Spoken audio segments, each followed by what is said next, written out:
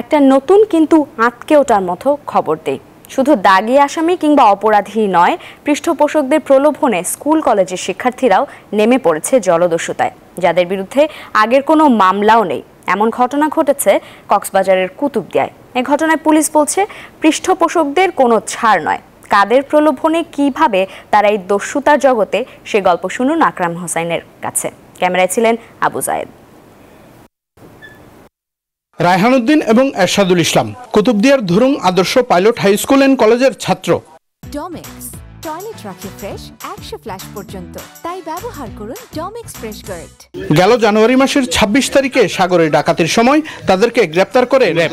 অভিযোগ, সাগরে লুটপাট ও অপহরণের সাথে জড়িত ছিলেন তারা। তবে স্বজনদের দাবি, অভাব অনটনের কারণে নয়, প্রলোভন দেখিয়ে জলদস্যুদের পৃষ্ঠপোষকরাই পরিবারের অজান্তে নিয়ে গেছে এই দুই স্কুল ছাত্রকে।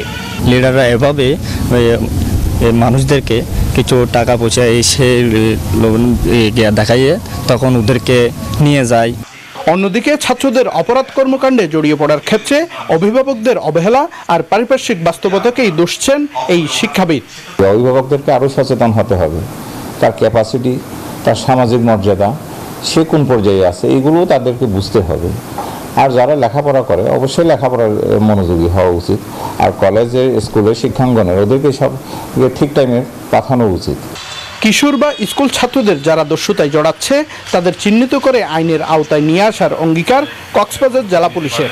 প্রিভেন্টিভ যে কাজটি আমাদের, এটি আমরা টার্গেট করি প্রথমে, যে যেন কিশোররা যেন অপরাধে না জড়ায়। সে কারণে আমাদের কমিউনিটি পুলিশিং এবং বিট পুলিশিংয়ের মাধ্যমে আমরা সচেতন করি অভিভাবকদেরকে, যে আপনার সন্তানদেরকে আপনারা লক্ষ্য করে রাখবেন যে তারা কোথায় যাচ্ছে, কি কাজ করছে, লেখাপড়ায় তারা মনোযোগী কিনা।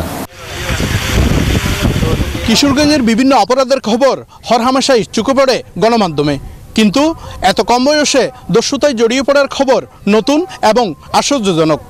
এদের পেছনে কারা আছে, কাদের ছত্রছায়ায় বেপরোয়া হয়ে উঠছে দস্যুরা, তা খতিয়ে দেখার দাবি সচেতন মহলের। আকরাম হোসাইন, নিউজ 24, চট্টগ্রাম।